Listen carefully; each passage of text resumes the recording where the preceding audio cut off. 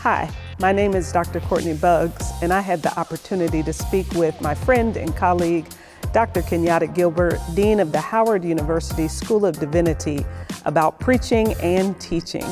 Check out this clip from our conversation.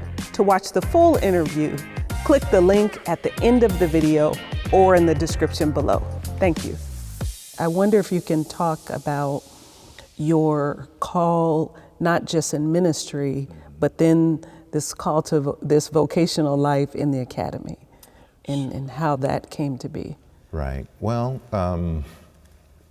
for me, I, like many preachers who attend seminary, you sort of have several things on your mind. Mm-hmm. Will I meet my spouse, right?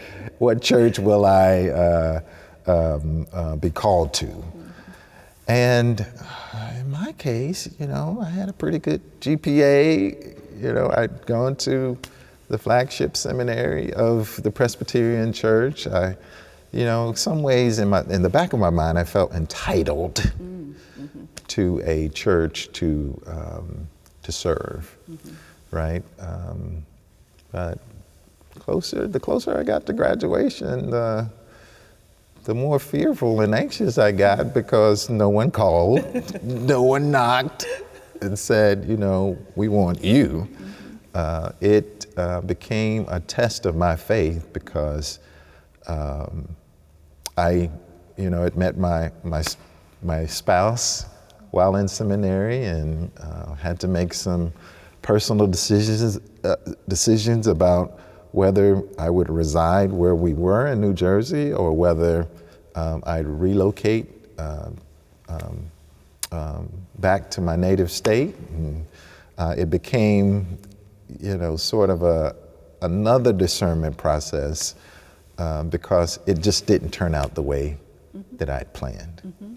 right? But when I consider it all in its totality, I know that this journey has been God ordained, and I think it's significant to look back and to develop a sense of, you didn't make this by yourself, and you didn't.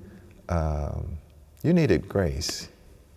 You have, as many, you have a certain amount of gift to do what you hope to do and to do it well, but in some ways it takes more of an openness to one who companions with you along that journey. And for me, it has been the Spirit of God. And it has been also the encouragement of people.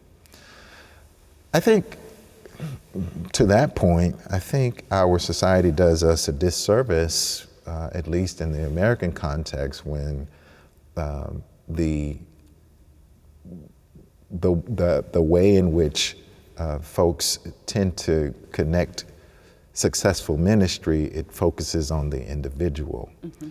And so that sense of loss of the communitarian ethos that really has that really makes impressions that are formative. When that is not honored or when that is not deemed highly significant, then I think we often do things that are self-serving. Mm-hmm.